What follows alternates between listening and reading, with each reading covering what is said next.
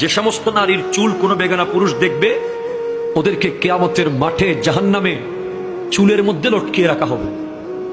2, যে সমস্ত নারী স্বামীর সাথে তর্ক করে কথায় কথায়, বাকবিতান্ডে জড়িয়ে যায়, কথায় কথায় জবাব দেয়, স্বামীর মনে আঘাত দেয়, তাদের জিহ্বার মধ্যে লটকিয়ে রাখা হবে। জানিয়ে দেবেন আপনার ওয়াইফকে।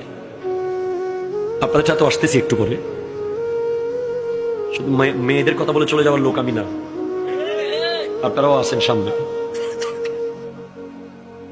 যে সমস্ত নারী পরকীয়া সম্পর্কে লিপ্ত এবং বিয়ের আগে বিবাহ বহির্ভূত প্রেমে লিপ্ত, এই সমস্ত নারীদের বুকের দুধের স্তরের মধ্যে প্যারাক মেরে লটকিয়ে রাখা হবে জাহান্নামে। নাউজুবিল্লাহ। 4, যে সমস্ত নারী উপকার করে খোঁটা দেয় তাদের শাস্তি হলো তাদের মুখ দিয়ে বিভিন্ন অঙ্গ দিয়ে আগুন বের হবে।